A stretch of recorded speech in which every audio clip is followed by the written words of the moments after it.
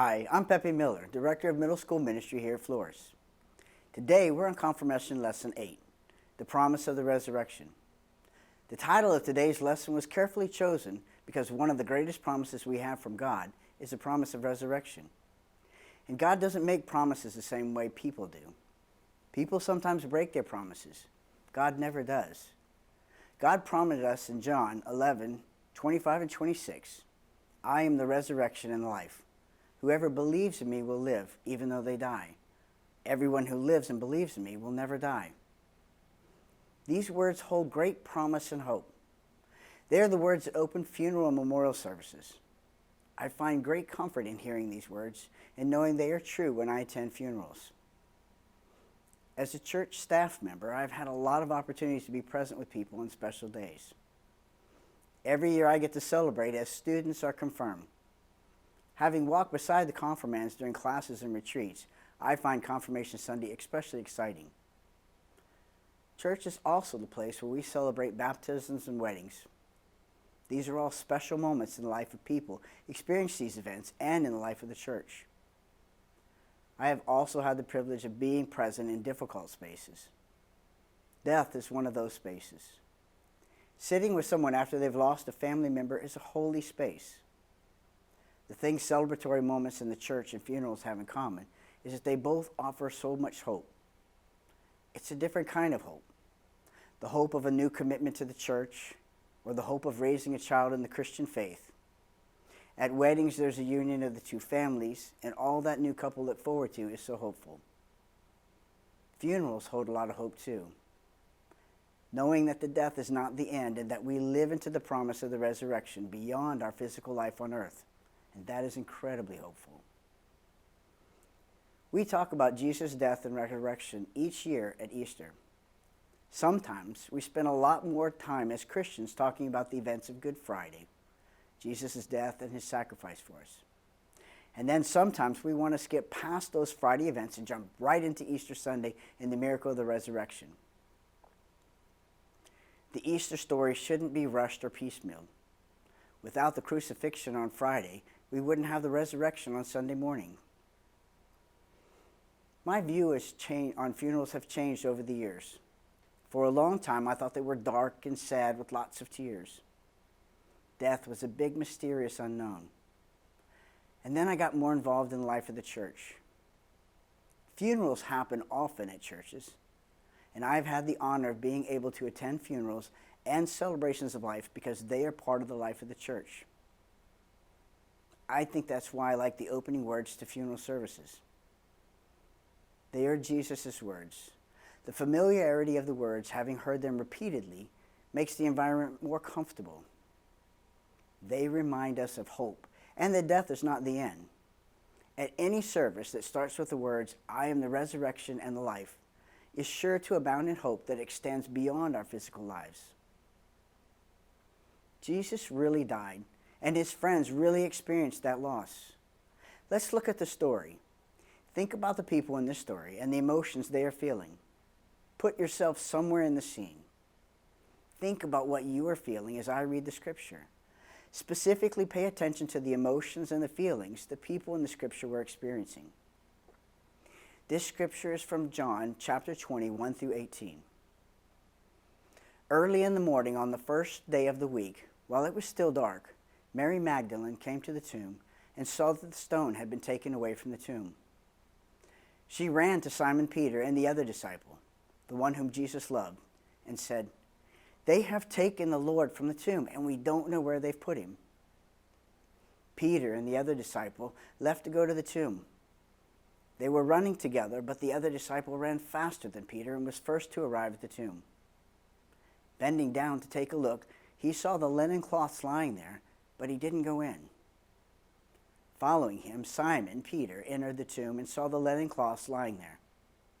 He also saw the face cloth that had been on Jesus' head. It wasn't with the other clothes, but was folded up in its own place.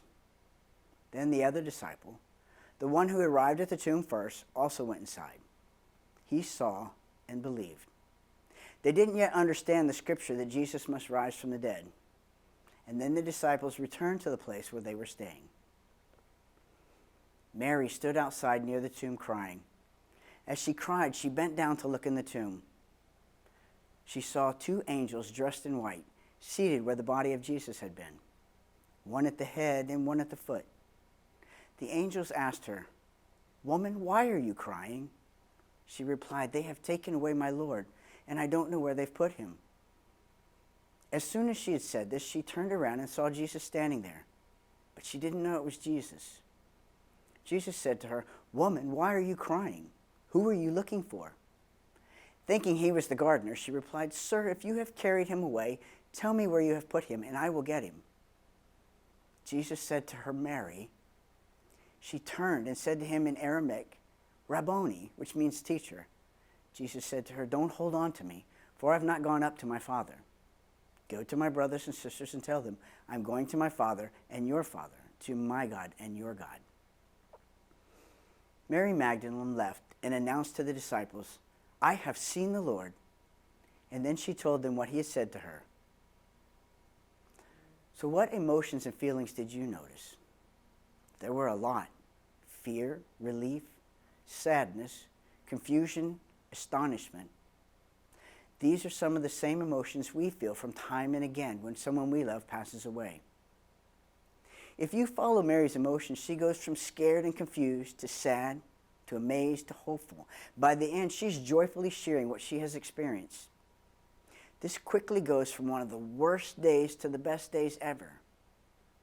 What starts with sadness, death, and hopelessness ends with hope and the promise of the resurrection. Frederick Buechner is credited with saying, "The worst thing is never the last thing." Let me say that again. The worst thing is never the last thing. Knowing that God can turn something as difficult as death into something as hopeful as resurrection reminds me that God will always find a way to bring hope out of every difficulty we face. I heard a story about this woman who has a really hard job. She works in child protective services with abuse victims. Now, she's been doing this job for over 15 years and she loves it. She was recently asked, "How can you continue in this job?" I mean, she hears some of the most difficult stories and talks to people who are in seriously broken places. I can think of nothing worse than to have to take intake calls related to the abuse of people as vulnerable as children. She said there is nothing she would rather do. And here's why. She stuck it out long enough to personally know people who suffered abuse that have gone on to move from that pain towards helping others. She has seen them over the years heal and go on to live full lives. Their resiliency is what keeps her going. Their stories, as difficult as they may have been, have helped them write, form organizations, and work in jobs to help protect others. Their stories, when shared, have helped bring others hope. She sees that hope and sees the potential for others in the next difficult phone call. And that's what the resurrection is all about. It's the hope that is found in the most impossible places, knowing the worst thing is never the last thing. We get to live into this hope of the resurrection now by knowing that God is with us through all the difficult things and that God will always help move us from places of despair to places of hope. And we get to live into the hope of the resurrection longer term, knowing that we are promised resurrection and eternal life with God, and knowing that promise is true because it's made by God and exemplified by Jesus. As you go into your small groups today, take a minute to look at the passage in John, chapter 20, verses 1 through 18. Talk through some of the emotions and feelings you notice and how those feelings change throughout the story. Know that the hope from this passage is hope that is meant for you.